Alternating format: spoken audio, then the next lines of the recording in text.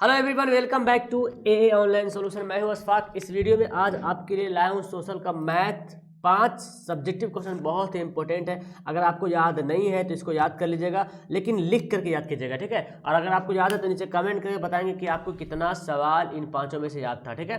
तो चलिए स्टार्ट करते हैं। आप पहली बार अगर चैनल पर आ रहे हो तो वीडियो को लाइक करेंगे एंड चैनल को सब्सक्राइब करेंगे, और इसका जो घंटा वाला बटन है ना, बेल आइकन, इसको प्रेस करेंगे ताकि जब भी क्लास चलेगी तो आपको नोटिफिकेशन मिलेगा। और ये है हमारा इसको फॉलो करने का लिंक है। आप इसको फॉलो कर सकते हैं इंस्टाग्राम पर, अगर यूज करते हैं तो इंस्टाग्राम पे। टेलीग्राम डाउनलोड कर लेंगे, ओके। और इसका मैं पीडीएफ भी दूंगा, और वो पीडीएफ मिलेगा वेबसाइट पे। वेबसाइट का लिंक नीचे डिस्क्रिप्शन में दिया हुआ है, ठीक है। चलिए स्टार्ट करते हैं डियर। तो सबसे पहले सवाल जो कि बहुत इंपॉर्टेंट है कि पंचायती राज से आप क्या समझते हैं। वही पंचायती राज व्यवस्था जो है वही है पंचायती राज, या पंचायती राज व्यवस्था से आप क्या समझते हैं। देखिए यहाँ पे सवाल क्या बोलता है, और ये सवाल हिंदी इंग्लिश दोनों में है। जो इंग्लिश वाले स्टूडेंट है उसके लिए तो डबल फायदा है, और हिंदी वाले तो हिंदी तो जान ही रहा, इंग्लिश वाले समझ के हिंदी और इंग्लिश दोनों जान लीजिएगा, ठीक है। देखिए आज का युग लोकतंत्र का युग है। आज का जो युग है, जो जमाना कैसा है, लोकतंत्र का है। लोकतंत्र में शासन के विकेंद्रीकरण पर विशेष ध्यान दिया गया है। लोकतंत्र में शासन के विकेंद्रीकरण पर जो बहुत जोर दिया गया है, ठीक है ना। भारतीय प्रशासन में भी विकेंद्रीकरण के सिद्धांत को अपनाए जाने की आवश्यकता की प्रतीत हुई। देखिए विकेंद्रीकरण किसको बोलते हैं। विकेंद्रीकरण बोलते हैं डिसेंट्रलाइजेशन, मतलब कोई भी शक्ति सिर्फ सेंटर के पास ना हो, बल्कि उसकी शक्तियां जो है, कोई भी जो देश की शक्तियां जो है वो बंटवारा होकर रहे। जैसे कि सिर्फ सेंट्रल शक्ति ना हो। अगर सिर्फ सेंट्रल शक्ति होगा तो जो और भी जो अगल बगल जो स्टेट है वो शक्ति अगर उसको नहीं मिल पाएगा तो क्या हो जाएगा, मतलब क्या बोलते हैं, मतलब सबका अलग अलग रवैया हो जाएगा। सही से शासन व्यवस्था सही से चल नहीं पाएगा ना। इसलिए शक्ति का बंटवारा होना जरूरी है। विकेंद्रीकरण मतलब हुआ शक्ति का बंटवारा करना, केंद्रीकरण नहीं बल्कि विकेंद्रीकरण, है ना। सिर्फ जो शक्ति जो शासन है, शासन जो है सभी को हर हर क्षेत्र में शासन होना चाहिए। जैसे एक सेंट्रल पे शासन हो रहा तो सेंट्रल शासन कर रही है, उसके हर स्टेट शासन कर रही है मुख्यमंत्री के रूप में। स्टेट के बाद जो डिस्ट्रिक्ट आता है, ब्लॉक आता है, तो उस तरह से पंचायती राज व्यवस्था एक शासन के रूप में आता है, ठीक है ना। तो इसका विकेंद्रीकरण बहुत जरूरी है, और भारतीय प्रशासन में भी विकेंद्रीकरण के सिद्धांत को अपनाए जाने की आवश्यकता प्रतीत हुई है। इस सिद्धांत को कार्यरूप देने के उद्देश्य से भारत के संघ सरकार ने बलवंत राय मेहता समिति का गठन किया। किसका समिति, याद रखिएगा। तो सवाल बनता है कि पंचायती राज व्यवस्था जो लागू हुआ था, जो स्टार्ट हुआ था, किस समिति की अनुशंसा पर हुआ था, तो बलवंत राय मेहता समिति, ओके। इस समिति ने यह सिफारिश किया था कि भारत में पंचायती राज व्यवस्था की स्थापना की जाए। इसके अनुसार ग्राम, प्रखंड और जिला स्तर पर पंचायती स्तर पर स्थानीय संस्थाओं का गठन किया जाए। यानी कि ग्राम स्तर पर ग्राम सभा जानते हैं, प्रखंड स्तर पर पंचायत समिति, जिला स्तर पर जिला परिषद। तो ये 3 प्रकार से जो है पंचायती राज व्यवस्था स्थापना किया गया है, ठीक है ना। अब देखिए यहाँ पे इंग्लिश वाले लिखे हुए, इंग्लिश का सवाल का देखो इसका किया हुआ है ट्रांसलेट। तो जो इंग्लिश वाले स्टूडेंट है इसको यहाँ पे देख लीजिए ध्यान से, इसको नोट डाउन कर लीजिएगा, ओके। चलिए पॉज करके नोट कर लीजिएगा। आगे सवाल पढ़ते हैं, बहुत इंपॉर्टेंट है। नारी सशक्तिकरण से आप क्या समझते हैं।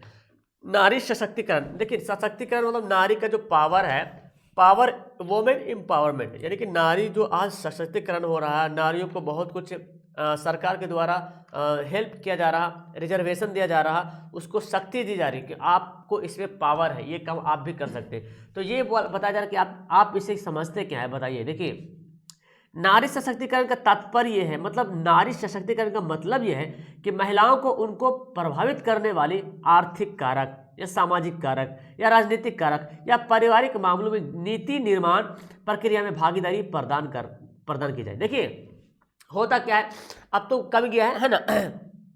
पहले अभी भी कुछ कुछ देखने को मिलता है। तो नारियों को, जो महिलाओं को आर्थिक यानी कि इकोनॉमिक, पैसा वैसा के मामले में पीछे रखा जाता है। ये यार नारी का काम नहीं है पैसा कमाना, पैसा कमाना मर्दों का काम है, तो ये पीछे हो गया। समाज के मामले में कोई भी फैसला लेना नारी का हक नहीं था, है ना। राजनीतिक करना महिलाओं को अधिकार नहीं था। पारिवारिक मामलों का में जो नीति निर्माण किया जा रहा, नारी का कुछ भी मामला नहीं था। तो अब इसमें भी ये हिस्सा लेंगी, यानी कि पैसा कमाने का भी काम नारी करेगी, समाज को देखने का भी काम नारी करेगी, राजनीतिक भी करेगी नारी, महिलाएं, है ना। पारिवारिक मामला कुछ है तो उसमें कुछ नीति बन रहा, कुछ नियम कानून बन रहा, तो उसको भी देखेगी, उसमें भी भागीदारी लेगी, तब होगा नारी का सशक्तिकरण। यानी कि इसमें भी नारी का पावर होना चाहिए, है ना। वर्तमान युग में नारी सशक्तिकरण की धारणा को राष्ट्रीय व अंतर्राष्ट्रीय स्तर पर समर्थन प्राप्त हो रहा है ना। आजकल क्या देखा जा रहा है कि नारी सशक्तिकरण जो है नेशनल तो हो ही रहा है, इंटरनेशनल भी समर्थन प्राप्त हो रहा है। आज महिलाएं एरोप्लेन उड़ाती हुई दिख रही है ना, जेट उड़ाती हुई दिख रही, पहले नहीं था ऐसा, लेकिन आज सब कुछ दिख रहा है। आज महिला राजनीतिक में भाग ले रही है, राष्ट्रपति बन रही है, प्रधानमंत्री बन रही है ना। भारत सरकार के वर्ष 2000 में नारी सशक्तिकरण की नीति की घोषणा की गई थी। कब? 2000 में नारी सशक्तिकरण की घोषणा, नई नीति की घोषणा 2000 में की गई थी। पंचायतों व नगर पालिकाओं में महिलाओं आरक्षण नारी सशक्तिकरण का उदाहरण है। देखिए, पंचायतों और नगर पालिका में नारी सशक्तिकरण को 50%, नारियों को, महिलाओं को जो है 50% जो है पंचायती और नगर पालिकाओं में आरक्षण दिया गया है। 50%, यानी कि 50% सीट पर महिलाएं ही जीतेगी। कोई मुखिया बनेगी, कोई वार्ड कमिश्नर बनेगी तो महिलाएं ही बनेगी। तो इससे क्या हो रहा, नारी सशक्तिकरण का उदाहरण दिख रहा कि हाँ भाई रियली महिलाओं को भी मुखिया बनने का मिल रहा है। लेकिन ऐसा नहीं है, हर जगह नहीं है, लेकिन अक्सर जगह है महिलाओं को। अब देखिए, कोई भी नौकरी में निकलता है, कोई भी जॉब निकलता है तो महिलाओं को वहाँ पे आरक्षण प्राप्त है ना। टीचर के लाइन में देख लीजिए, कुछ भी लाइन में देख लीजिए, सरकारी नौकरी में देख लीजिए, सब में जो है महिलाओं को 50%, 33% आरक्षण प्राप्त है। ये क्या है, नारी सशक्तिकरण का उदाहरण है ये। ओके, ये देख लें आप, इसका इंग्लिश का आंसर देख लीजिए। ओके, समझ में आ गया। इसको नोट करके आप लोग कॉपी पे नोट कर लें और इसको याद करेंगे, नोट करके याद करेंगे, लेकिन लिख करके याद करेंगे। अगला सवाल है, संघीय शासन की 2 विशेषताएं क्या है। देखिए, संघीय शासन की फेडरल, देखिए संघीय मतलब क्या होता है, फेडरल गवर्नमेंट। संघीय शासन की 2 विशेषताएं बताइए। देखिए क्या है, संघीय शासन व्यवस्था के सर्वोच्च सत्ता केंद्र सरकार और उसकी विभिन्न अनुषांगिक इकाइयों के बीच बंट जाती है। देखिए, संघीय शासन व्यवस्था के जो सर्वोच्च सत्ता होता है, जो मेन सत्ता होता है, वो केंद्र सरकार और उसकी विभिन्न अनुषांगिक इकाइयों के बीच बढ़ती है। जो संघीय सरकार होती है ना, तो जो सत्ता में आती है, जो सेंटर में जो सत्ता में आती है, जो सरकार बनती है, तो अपना कुछ पावर अपने पास रखती है, और जो उसके विभिन्न अनुषांगिक इकाइयां हैं, उससे जो लगी हुई जो इकाइयां हैं, उसके पास भी शक्ति मिलता है। ठीक है, संघीय व्यवस्था में दोहरी सरकार होती है। आपको पता है, एक तो सेंट्रल होता है, एक स्टेट होता है। एक केंद्रीय स्तर पर होता है, दूसरा जो है प्रांतीय या क्षेत्रीय स्तर पर होता है। ये संघीय शासन व्यवस्था, मतलब एक सेंट्रल पे शासन करेगा, एक स्टेट पे शासन करेगा। यूँ मान लीजिए, एक हमारा प्रधानमंत्री मोदी जी है, वो सेंट्रल पे शासन कर रहे हैं, और अपना अपना स्टेट का जो मुख्यमंत्री है वो राज्य, यानी कि क्षेत्रीय बोले, प्रांतीय बोले। ठीक है ना, तो ये हुआ संघीय व्यवस्था में दोहरी सरकार होती है। ठीक है ना, तो यही संघीय शासन की 2 विशेषताएं हैं। इंग्लिश वाले बच्चे यहाँ पे देख लें, state any 2 feature of federal government. इसके 2 क्या बोलता, फीचर बताने बोल रहा है, विशेषताएं बताने बोल रहा है। ठीक है, इसको नोट कर लीजिएगा। आगे सवाल है, पूंजीवाद क्या है जी, ये इतिहास का सवाल है। हाँ, देखिए, पूंजीवाद एक ऐसी शासन व्यवस्था है जिसमें संपत्ति और निजी लाभ की अवधारणा को मान्यता दिया जाता है। पूंजीवाद का मतलब होता है कैपिटलिज्म, यानी कि प्राइवेट टाइप का। ठीक है ना, पूंजीवाद का एक ऐसी शासन व्यवस्था है जिसमें संपत्ति, यानी कि जो पैसा हो रहा, संपत्ति और निजी लाभ की अवधारणा को मान्यता दिया जाता है। मतलब पूंजीवाद में ना, प्राइवेट जो सेक्टर होता है, प्राइवेट के जो लोग होते हैं, उसको सिर्फ लाभ चाहिए।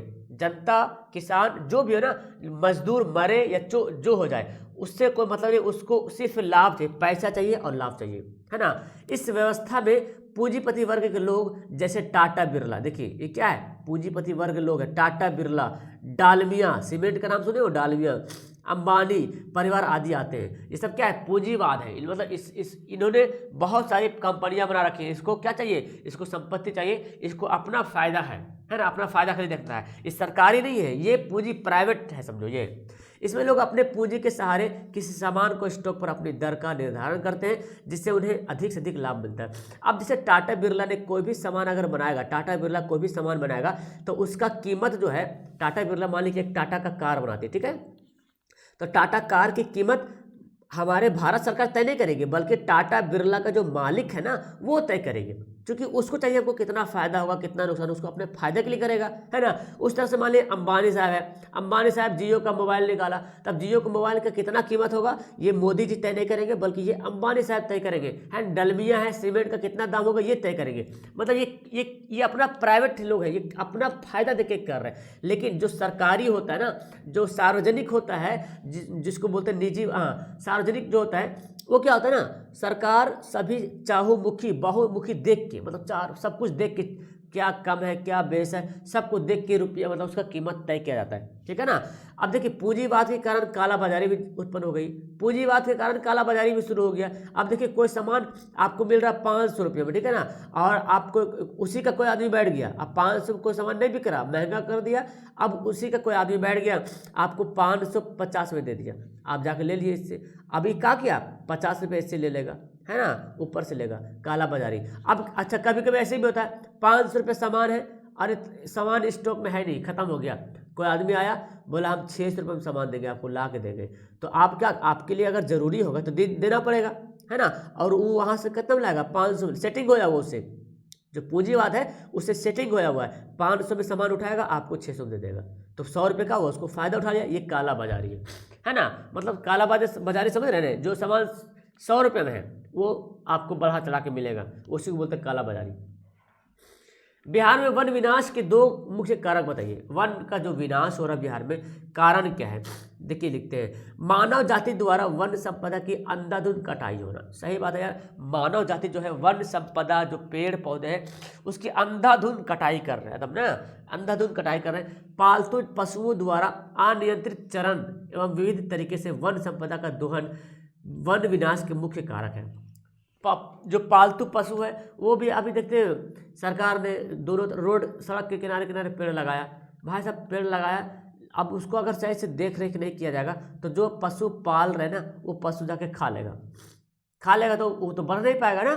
तो और अनियंत्रित चरण यानी कि सब क्या चर जा रहा, जो घास वगैरह सब खा ले रहा। विविध तरीके से वन संपदा का दोहन, अनेक प्रकार से दोहन हो रहा, यही सब विनाश का प्रमुख कारण। दूसरा कारण क्या है, प्रशासनिक एवं वो व्यापारिक उद्देश्य से रेल मार्ग बनना। अब रेल मार्ग बनना है, अब अगर रेल मार्ग के रास्ते में पेड़ आ गए तो पेड़ को काट लेगा। सड़क बनना है, सड़क के लिए अगर पेड़ आ गए तो पेड़ को काट लेगा। भवन बनना है तो वो भी काट लेगा, क्षति पहुंचा। इससे क्या होता है, पेड़ पौधों की क्षति होती है, वन संपदा की क्षति होती है। इसके अतिरिक्त तेजी से जारी खनन कार्य, अब खनन कार्य जो हो रहा है, कृषि भूमि का विकास भी वन के विनाश के कारक है। देखो क्या हो रहा, हम जो खेती कर रहे हैं तो अलग अलग प्रकार के हम बीज बो रहे हैं, उसमें हम लोग क्या यूज कर रहे हैं, खाद यूज कर रहे हैं। अब उससे क्या हो रहा है ना, वो जो क्या बोलते हैं मिट्टी का जो क्षमता है ना, उर्वरक क्षमता, वो घट जाता है। तो वन के विनाश का ये भी कारक एक बना हुआ है। तेजी से खनन कार्य मतलब आप समझिए ये जैसे कोयला निकल रहा, ये निकल रहा, खोदाई का काम चल रहा, तो ये सभी हमारा क्या है, वन का विनाश के कारण ही है ना। तो ये हमारा इंग्लिश वाला यहाँ पे नोट कर लो। तो फिलहाल यहाँ पे 5 क्वेश्चन कंप्लीट हो गया। आप इन 5 सवाल को नोट कीजिएगा, और अगर आपको ये 5 के 5 याद है तो नीचे कमेंट करेंगे, याद नहीं है तो आप इसको नोट कर लीजिए, कॉपी में लिख लीजिए और लिख करके इसको याद कर लीजिए, आज याद कर लीजिए, ठीक है। आज आपको ये 5 सवाल याद होना मांगता है, ओके। अगर याद नहीं होगा तो आज नहीं तो कल एकदम कन्फर्म याद कर लीजिएगा, ओके। उम्मीद है कि आपको ये सवाल याद हो जाएगा, आपने इसको नोट कर लिया, ओके। वीडियो को फिलहाल लास्ट करते हैं, मिलते हैं नेक्स्ट वीडियो में। जो पहली बार अगर आज चैनल को सब्सक्राइब कीजिएगा और जो लाइक नहीं किए तो लाइक जरूर कीजिएगा, okay. That's all, thank you everyone, bye.